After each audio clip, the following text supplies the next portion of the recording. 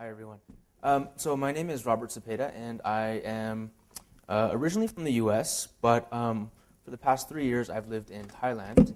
Um, I actually have a startup in Thailand called Playbasis. We are focused on Southeast Asia and the Asian market for basically what we do is we build a gamification technology that large companies can incorporate into their software to quickly and easily gamify it.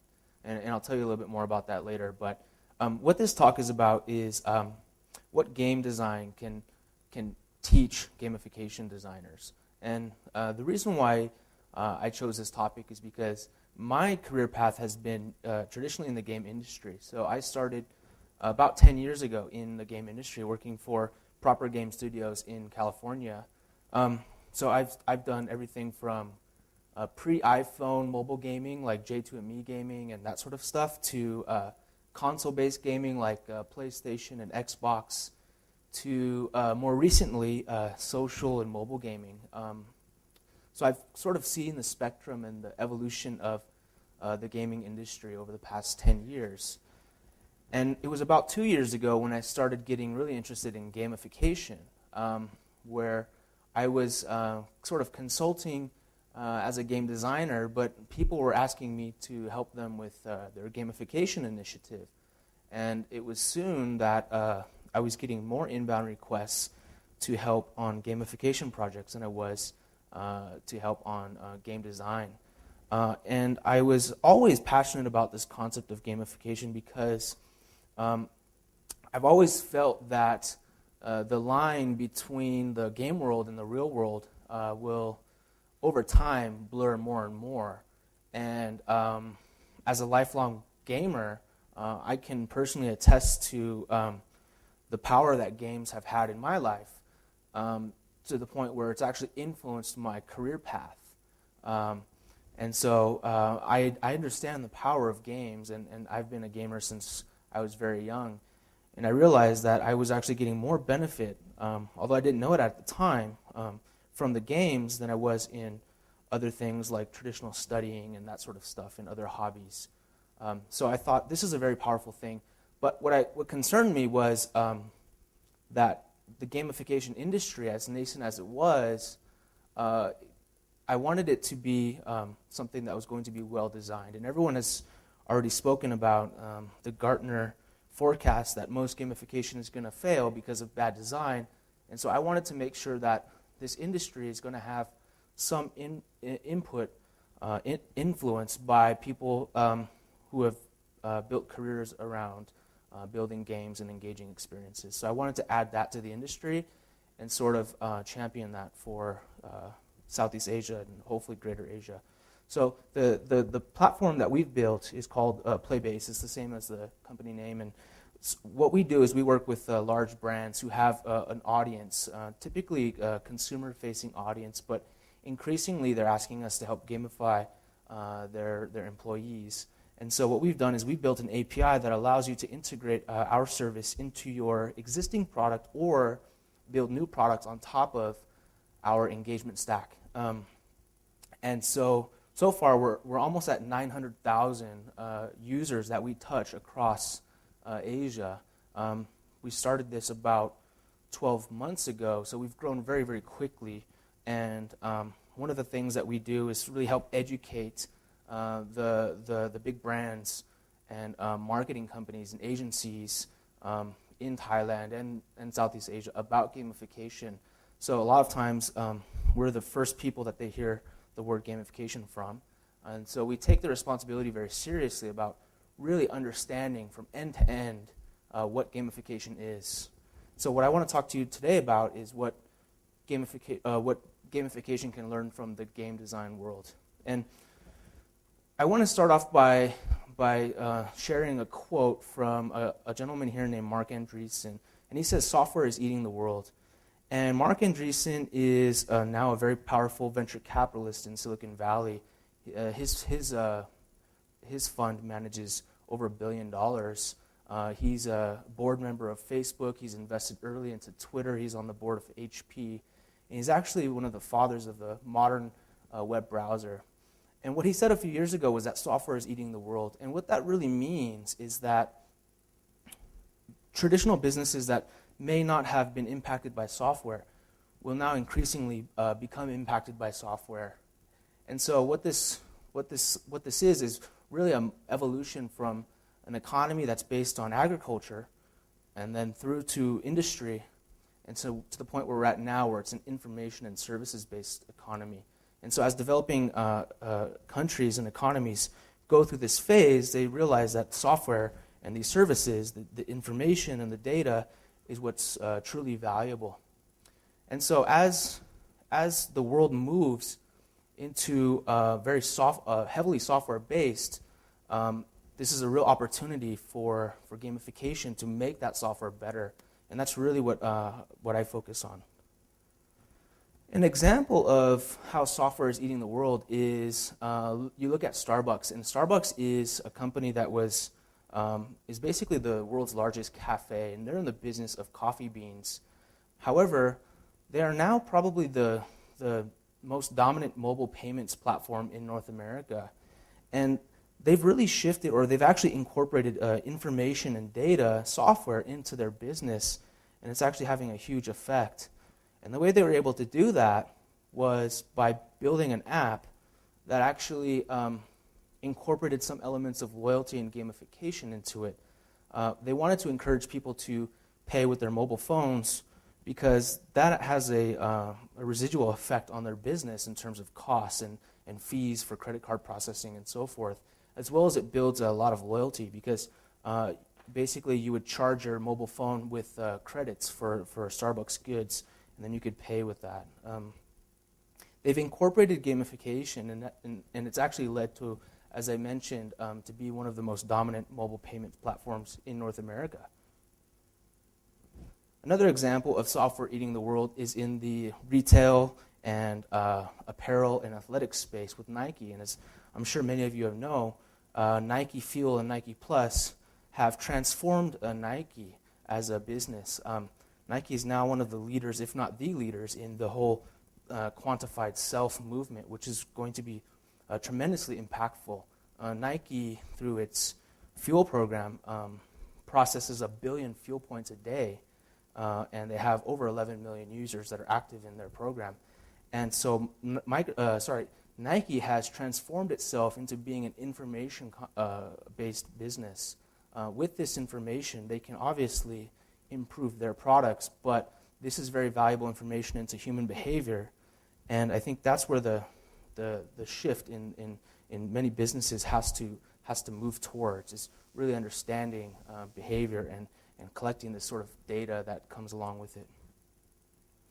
And of course, in the process of collecting this data, they've actually embedded a lot of these gamification elements and techniques. So things like points based on your different activities that you're going through, leaderboards and challenges. So it's clearly gamified, but it's not frivolous. It actually has a real impact on their business and will be sort of the foundation of their next generation of products and services as a company. A couple other quick examples is Waze. So you've got traffic and car driving and a lot of information that can be gathered in terms of traffic patterns and how people are driving their vehicles, the speed in which they're driving, and the directions that people choose to the choices that they make when they're driving. This is all captured through an app that Waze built, but they incorporated gamification, similar to what Foursquare did, where they needed people to generate data for them on their behalf and share data, but for them to be a valuable business and to provide better services. But how can they incentivize people to contribute that data? They've incorporated these gamification elements, these game mechanics, points and leveling and leaderboards and that sort of stuff. Waze was sold to Google for $1 billion. Foursquare has roughly the same valuation today. Obviously, the core product is not the gamification itself. The product itself has value, but in order to increase the use of it, the loyalty, the retention, the depth of engagement, they've really cleverly used gamification. So you can start to see whether it's traffic, whether it's building the world's best location database for restaurants and those sorts of things, to athletics to coffee. Software really is eating the world, and I think I'm really excited to be here today because I know a lot of the world's great software is produced in this country, and I think India has a huge potential to be a major contributor to the worldwide gamification revolution. So as I mentioned, I feel strongly that the lines between what is considered gaming and entertainment and productivity software will continue to blur, and I personally hold the belief that in the future, the way we'll interact with software will be very similar to the way we play games. And whether that's learning or even military stuff, you can look at this player and you can see that he's exhibiting so many different emotions and behaviors that any business or school would love to get from their users. Concentration, 100% focus, high reaction time, a lot of brain activity, solving complex problems, doing things on the fly, right? If they can capture all of that activity and those behaviors into a game, why couldn't we capture that into other areas of our lives? And so that's what I really feel strongly about, is turning what is otherwise boring software into something that's really engaging, to the point where people, what would be interesting is that if all of this work that this guy is doing, he's playing the game, but it's actually a lot of work, clicking and key presses and keystrokes. What would be really interesting is if that had an actual productive result at the end of it. Right? If he was generating something, if he was producing some sort of energy or production or solving some sort of problem, that would have a real-world benefit. So I really feel that the world is going to evolve this way, and that the current iteration of gamification is just the beginning. And so I don't actually discourage people from using points and badges and leaderboards. I actually encourage it because I think that's just the foundation, and that the evolution will be much greater over time. But we have to start somewhere. So software is eating the world, and just like social goes into everything, so will game mechanics. So this really means that gamification has a tremendous potential to impact so many areas of our lives, especially as it relates to software. So it's with this thesis that I'm very excited to be involved in this industry, and I'm so excited to see all of you here today. So as we start to see how game mechanics are being integrated into non-gaming environments, a lot of times they're doing it, it's happening without us really realizing. It's very implicit rather than explicit. So Dropbox, again, a huge company, multi-billion-dollar valuation, they've taken a spin on the progress bar. And so they need, in order to grow their business, they're asking users to invite their friends. They're incentivizing them with some sort of reward by giving them some free space, some storage space on the cloud. And the way they're visualizing your progress is a rocket going to the moon. That's basically a progress bar, but they've done it in a very clever way, and so it's not so explicit, so you don't feel like you're being gamified.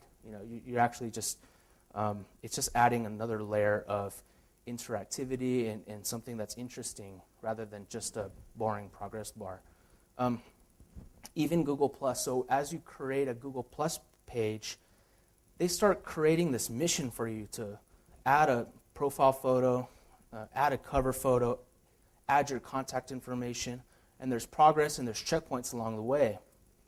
Now the key for Google is that every one of those steps has a value. They're actually adding more data. They're collecting more data about you and adding it to their database. And the way they're collecting that is by using very, very basic game mechanics. And I think as I talk, you'll start to see how these companies are using really the base level gamification mechanic, but I really think that over time it'll get much more blurred in terms of what looks like a game and what looks like a non-game. LinkedIn. So LinkedIn now has a status or a ranking that's very prominently displayed on a profile, right? I'm an all-star. And that's clearly something from sports and games, right? That ranking. And they also have some badges and some scores associated to it.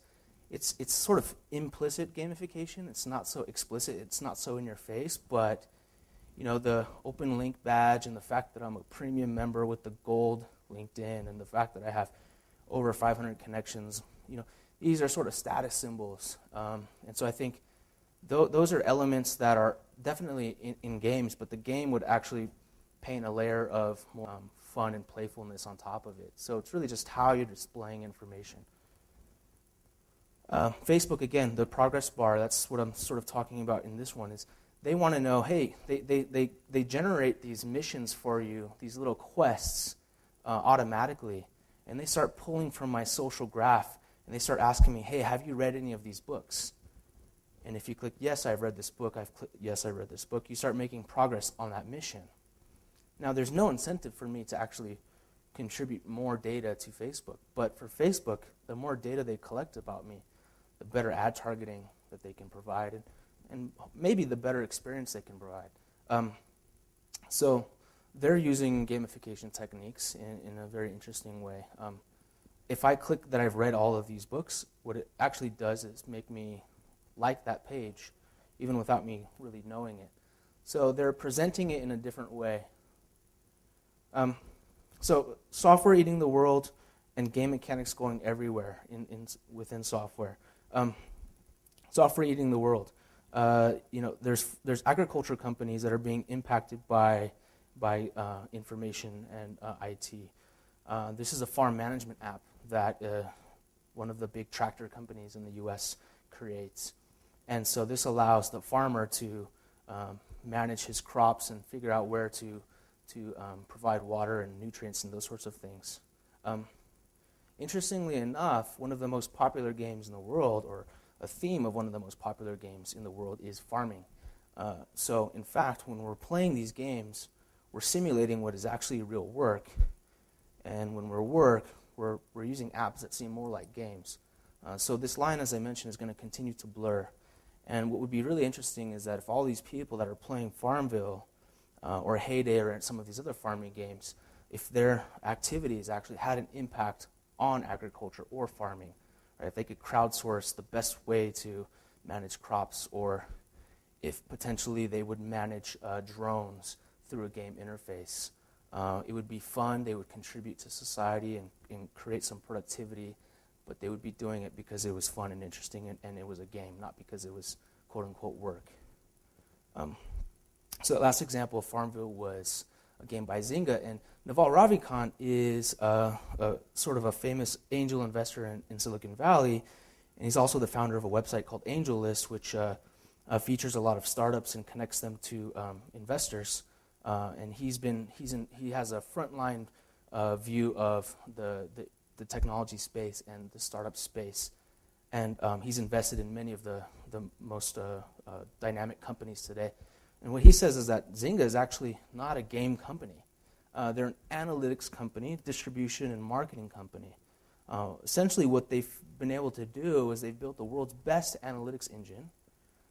They've built the best process for taking apart human behavior and reconstructing it into gaming components, which is very interesting.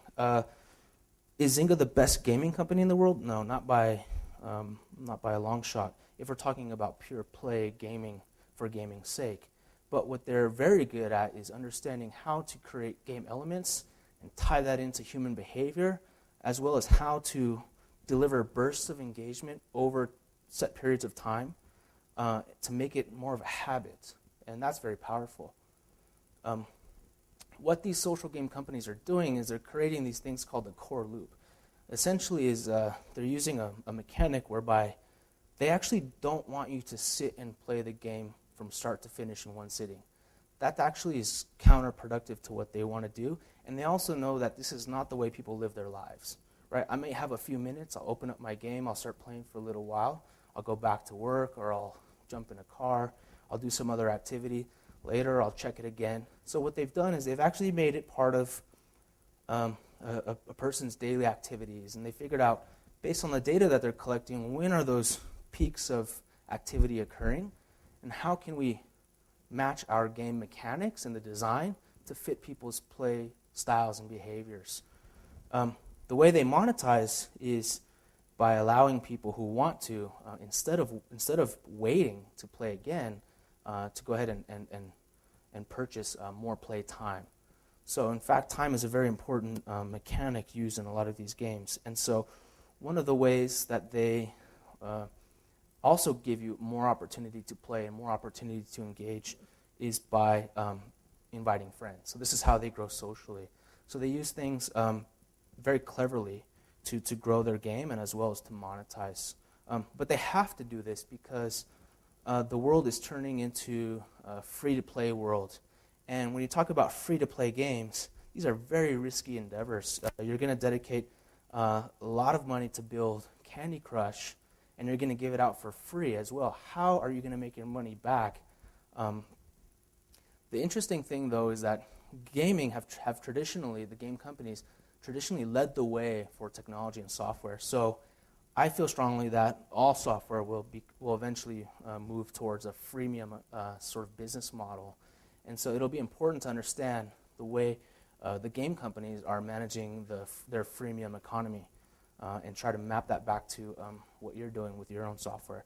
Now, when you look at Candy Crush, it's definitely a fun game, and it's got all the gamification elements that we talk about with points and feedback systems, progress bars, achievements, status in the community. But they deliver it in short bursts. So I think that's really important. It's not the best game in the world. It's not telling you a great story. It doesn't have this this amazing story arc. There's no avatar. There's no person that you take on and become. But it's very heavily focused on the mechanics. And so I'll get into that a little bit in a little bit.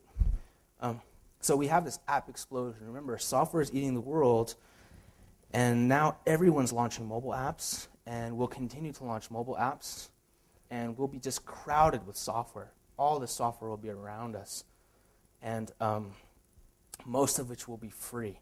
So we're talking about trillions of mobile apps, 94.5% of which will be free in the next couple of years.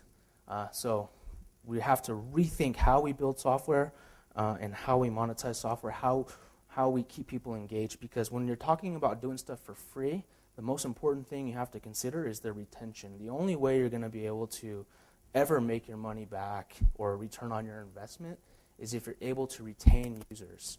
So a lot of what these companies are really good at doing is solving that retention problem, right? They can figure out how to get you to keep coming back again and again and again, and they embed that into the core mechanics of the software itself. It's not an afterthought. The app explosion, more apps crowding the market, and yet 50% of our time is still spent on two activities, social and games. So if we're doing anything in the software business, we're essentially indirectly competing with games and social media companies.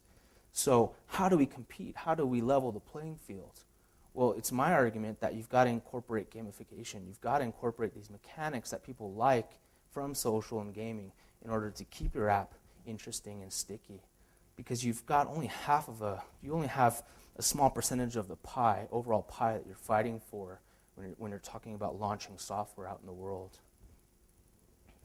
The good news is that fire and forget days are behind us, so we don't have to spend a year up front designing and thinking about every single thing that we want the app to include in every design and every game element up front.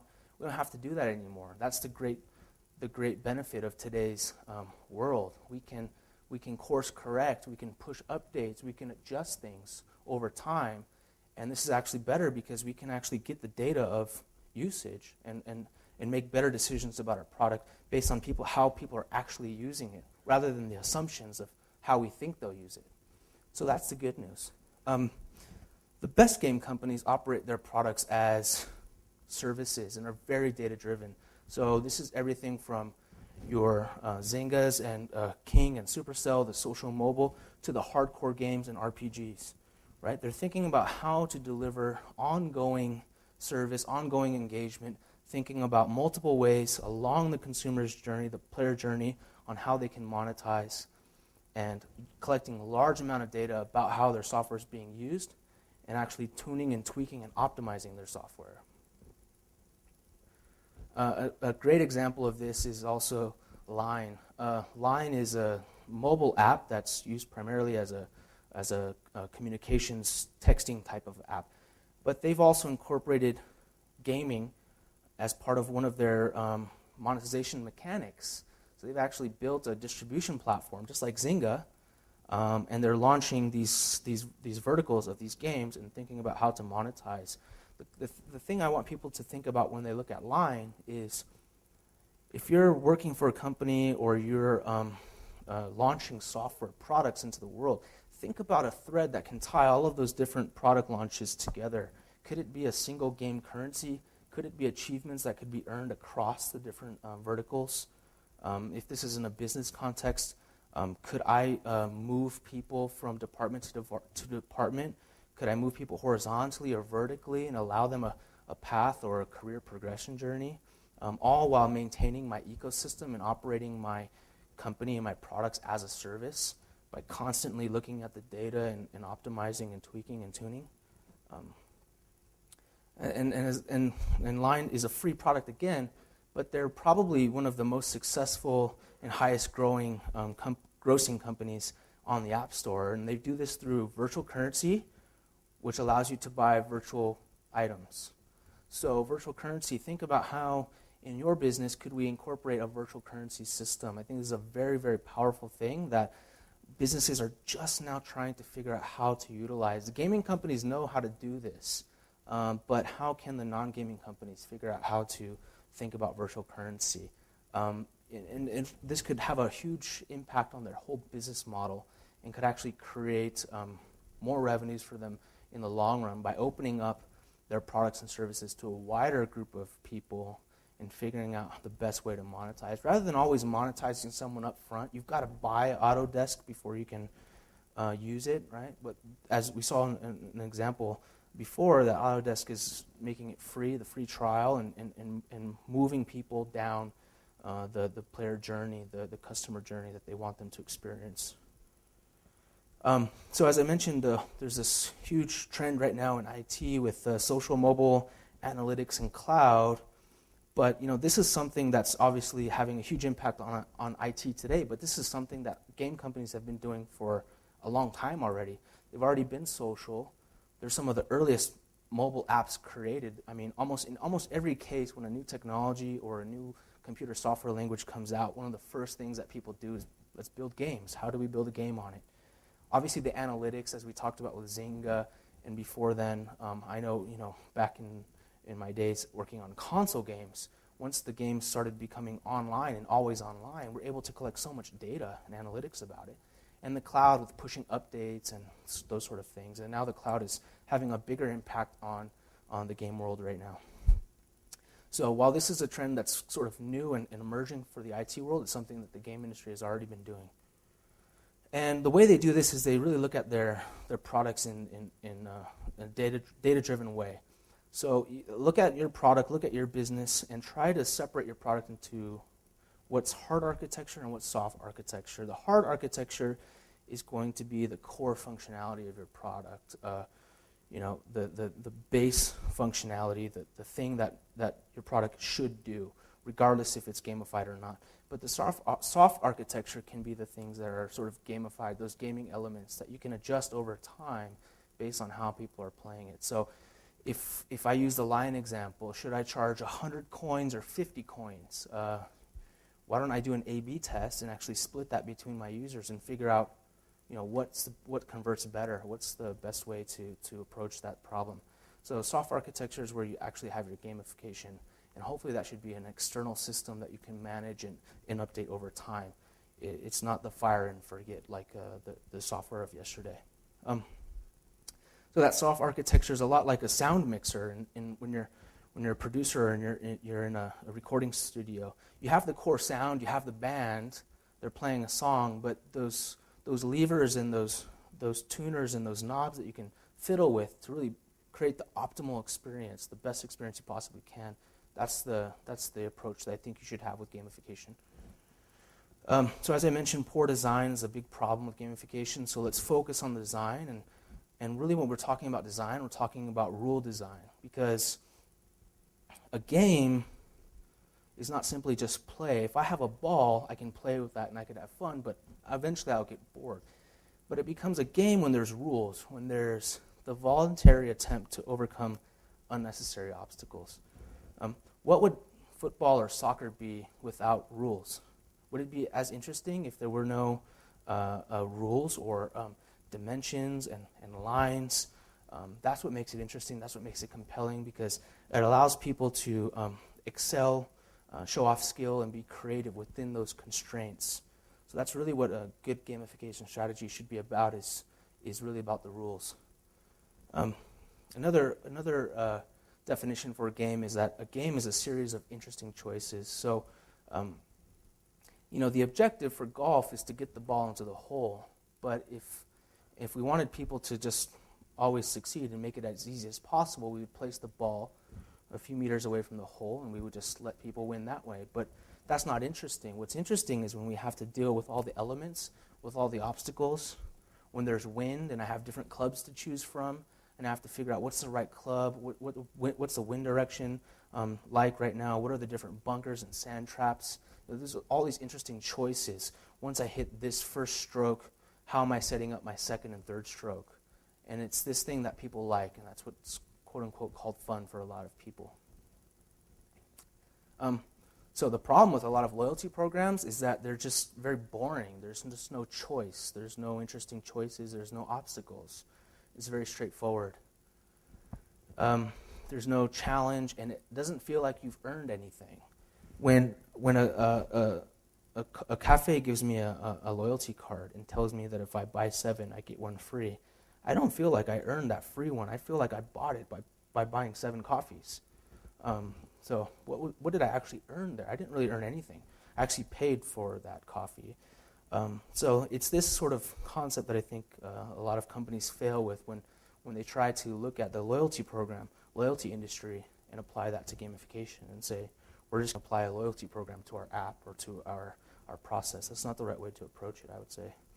I think as businesses start incorporating gamification and the data and the cloud and the analytics, what they can do is, instead of rewarding the action, the transaction, rewarding the end of the journey, they can actually incentivize and provide engagement all along the journey. So there's me and there's a product, and I only get rewarded if I buy that product. But what about all the research or other things that happen that lead up to that decision? How can I incentivize every step of the way? And how can I spread out those incentives intelligently to get people to stay as motivated as possible? And so a lot of that is looking into things like reinforcement and reward schedules. Loyalty programs are so boring because the path is just laid out in front of you, and it's you can clearly see the carrot that's dangled in front of you. There's nothing interesting going on. But if you can actually allow for choice, if you can allow for people to somehow move faster through that progress or process, or maybe save the reward and collect more of it and bank that reward and collect interest on it somehow. If you can start doing more things with more interesting mechanics, you can have a higher engaging product. Warren Spector is a famous game designer, and when he approaches game design, he really looks at every game with a SAM ratio, and that's really the setting, avatar, and mechanics. And you can look at these as sort of like sliders. So every game has you can apply, almost every game, you can apply the SAM ratio to it. And what a lot of games will have is they'll have a setting or they'll have an avatar, but every game has mechanics. There are games that may not have a setting or an avatar. Tetris was brought up, but every game has mechanics.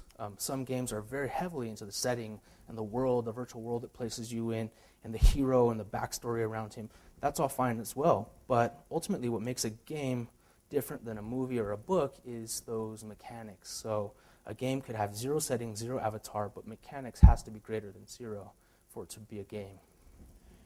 So when we talk about game mechanics, the way I look at it is not a leaderboard is not a game mechanic, or a badge is not a game mechanic. A mechanic is a verb, it's the action, it's the behavior, it's the things that you actually do. So when I play Angry Birds, and I'm designing that or developing that as a game, the mechanics are going to be the smashing, bird can smash, the things can collapse, I can collect points, I can flick and fling. I can double tap. Those are the things that you do as a player, and that's what makes it interactive, and that's what makes it a game. So therefore, those are the mechanics. So if I'm developing some physics software or some simulation software to build that game, I'm going to take those mechanics that the game designer lays out, and I'm actually going to apply some logic and some physics and some algorithms behind it. So moving, colliding, right? When the pig can collide with things. The rule behind that mechanic, as I mentioned about good game design, is about good rule design. The rule is that the pig dies if it's collided by a bird, and the bird, when it collides with a stone, may not break, but if it collides with wood, it breaks. All these are the rules, and that every time I collide with something, the momentum is turned down a little bit. That's what makes it interesting. And I can collect points, and then if I collect 2 or 3 points in a row, there's a bonus. And if I collect 10 points with one move, there's a 10x bonus. These are the rules behind the mechanics. If you look at something like Facebook, it's not a game, but it's still very engaging. It's similar to a game.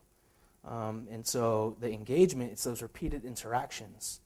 And so they actually have mechanics, but they're not explicit game mechanics, but they're still things that you do. I can pin on social networks like Pinterest. I can follow. I can like. I can buy. I can log in. These are the things I can do. It's a long way away from a game, but there's still mechanics, and there's still things we can do with that in terms of making it feel more like a game and gamified. And the interesting thing is that the more of those mechanics and interactions that we have, Cisco did a study that it actually leads to greater content consumption, so higher levels of engagement over longer periods of time. The more activities that you can provide. Because we live in a participatory culture now, we don't just simply consume media, and we also contribute and produce, curate, and play. So it's really important that all software tries to have as much of those interactions and mechanics as possible, whether they're explicit game mechanics or not. So I'll go through a quick exercise for you guys. So when you look at your software or your project, let's deconstruct the mechanics of it. What can the user actually do? And then once we understand, okay, let's break all those things out, we can start to apply a value to each of those mechanics. What do those mechanics mean for my business? If someone books a flight on a travel website, that's the highest value action that anyone can do. So I should weight that the most. A page view or a article read is much lower value in comparison, so I should weight that lower. Once I understand the different relative values of the mechanics and the actions that people can do in my project or software, then I can start building better game rules. So I can start to design the player journey. Now that I know what they can do and how I value those things, I can start creating experiences that lead people towards those high-value actions, doing the things I want them to do. So you have to start thinking, plan this in advance. What do I want my players to do on day 1, day 2, day 30, day 100? You have to start planning that in advance. Once you start planning that, and once you understand the relative value of each of those actions, you can start modeling things out and saying, right, am I progressing people as quickly as I would like them to? Should I slow people down? Because remember how we talked about those social games that don't want you to consume everything in one sitting? They actually want to space all that engagement out over time. It's the same thing we want to think about when we're doing stuff with gamification and engagement. How can I spread out the engagement to maximize the retention and to keep the interest level as high as possible? This gets into some things around flow and making things not too easy and not too hard to keep people as engaged as possible. So a quick game design exercise. What we see very often is that there will be an action type that allows you to earn coins or points that you can then spend on a reward. And that's perfectly fine, and a lot of people start in this way when they gamify something, right? I'm just going to reward you for taking an action that I want you to take. The problem with this is that this doesn't actually allow for really long-term engagement. If I earn enough coins that I can now buy a reward, when I go purchase that reward, my coins are gone, I start back at 0. So I'm not really building any long-term connection. So the way I look at it is that earning points is not a reward system. It's a feedback system. It's a score. You can imagine, like, if I was a soccer player and I got paid based on only paid by the number of goals that I scored, you probably not see as many people playing the game professionally. So earning points is really just a scoring mechanism. I just want to calculate and calibrate the value you're contributing to the system and the value, how epic those actions are based on how I value them. And again, my assumptions may be wrong, so I have to take the data from the rest of the users and adjust my values over time. A better way to do it is actually to have an XP system. So when I take an action, I actually earn XP first. When I earn experience points, this allows me to level up. Now all of a sudden I can start building long-term engagement, because leveling up is not something that ever goes down. It only goes up over time. Now, whenever I level up, maybe that's when I earn my coins. So now I'm creating a sub-goal for people. I'm not giving them a carrot immediately. I'm actually having them work a little bit for it. Now they feel more like they earned it. So then I can choose to buy the reward or not, but I'm still being scored, or my actions are still being, there's still a feedback system because of the experience points. I've actually decoupled that from the currency. Now what about this? What about if you leveled up, you could unlock perks. So I'm spending some time at work, I level up, now I can unlock a perk, and I could tie that perk back into maybe an action that I really like. So maybe I'm on an e-commerce website, and if I level up, I can unlock a perk, and the perk says I can apply this perk to any action I'd like. And because I love to leave comments, I'm going to apply that perk to comments. And now every time I leave a comment, instead of earning just 5 points, I earn 7 points. And so now I can level up faster. I can engage more. There's more levels of reinforcement, and now things are more interesting. Now I can actually choose how I want to win. Another option could be, if I don't like to leave comments and I prefer to earn points another way, maybe I'll leave the perks for things that I do less, so that it all balances out over time, right? I may not like to leave comments, but when I do, maybe I want to get more points for that. What about if you could earn a karma or some sort of social currency, where this is points that you couldn't keep yourself, but you'd actually have to gift to another person. Now you're incorporating gifting and collaboration, and it's a way for you to work with people. What about if I leveled up, I gained different access or increased access to different parts of the system or parts of the company? What if I leveled up at work, and in the beginning levels, I could earn days off basically as rewards. But maybe as I level up even further and further, I can earn a lunch with the president or the CEO, or I could be part of some committee that votes on things within the organization. Or what if it's just in software, I can now start moderating different people or curating or having different power and control. So those are other things you can think about. So, leaderboards are very good for the hyper-competitive people, and I don't discourage people from using it, because if you're one of those top 3 or 4 or 5 people, you really like that. Obviously, it's not going to work for everyone, but those super highly engaged people that are contributing so much to your system, you should not ignore them. You should actually create those end game elements that they respond really well to. But again, the gifting and the helping, it's not always about competition. So really, it's about having multiple ways for people to win, multiple ways for people to be successful. So I think in conclusion, as software eats the world and as game mechanics go everywhere, I think it behooves us to all start thinking more as game designers, and to treat our consumers less as users and more as players. Thank you. That's it.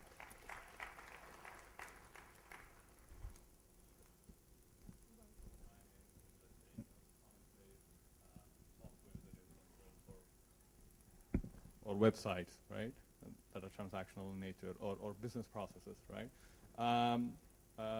So how much is the balance? Because, there obviously should be a balance, right? If you take a very simple process, let's say, right, and make it too gamified, right, maybe it becomes a turn off, because, straight away process that you wanted to do, right, has now obstacles that you want to kind of have your users go through, right?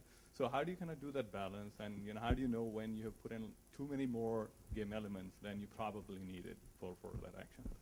Well, that's a great question. So the question is, how do you know if you're adding too much game elements to a process that's otherwise not very game-like? And I think there's a couple things to keep in mind. One is that as the millennials increasingly take over the workforce and become the dominant,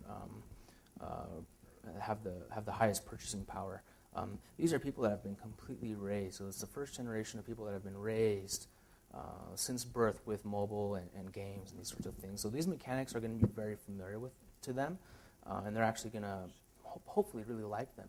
The second thing is that you can look at the data. So if with the gamified system, I think it's also equally important to have an analytics portion to it, so you can actually understand really what people are doing.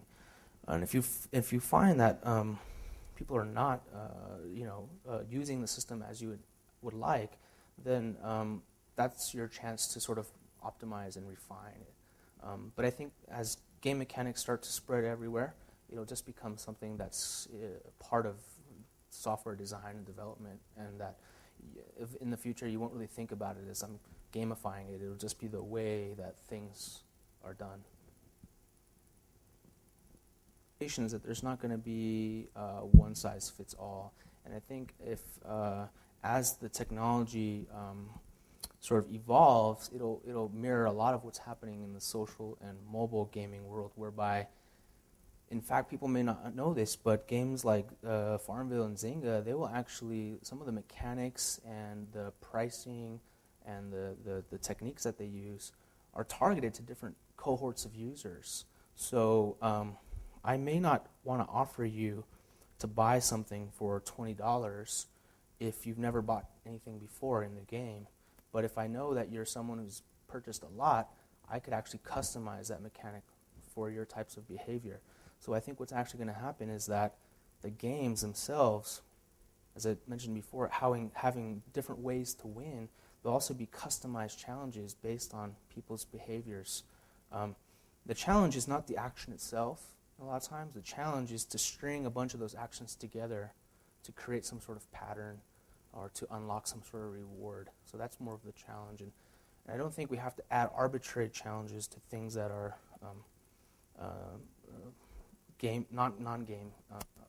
non-gaming environments like work and studying. But I think there's also some value of just scoring what's already occurring, because a lot of times when you can measure something, you can actually improve it. So if I can start getting scored based on what I'm doing at work, not just creating a game, but just scoring me, maybe I can actually think about what are the steps I need to do to influence that score. So I think obviously not everyone's going to respond to every mechanic or every challenge, but I think it's all about context and about delivering a rich experience for each individual user. And I think gamification with big data and analytics is very interesting in this way, because now we can start delivering those highly contextual challenges and missions down to the individual user. I mean, that's stuff that we're working on at Play Basis. Thank you. Nice presentation, by the way. Thanks. Games, there's a set goal, but say in a workplace, we have a number of ambiguous tasks. The tasks are not clearly defined. Is there a way by which we can design games to deal with ambiguity? Yes, you want your players to have. And you're creating that up front. You're thinking about what I want them to do when they first pick up the game or first pick up the software. What do I want them to do after a week in, a month in? So if there are things that are ambiguous, games are great at providing hints or markers or indicators of where you should go if you get lost. So the other thing about gamification, I think, is it's almost like the HUD, the heads-up display for the world. Games provide this HUD, and it's always telling you which way you need to go.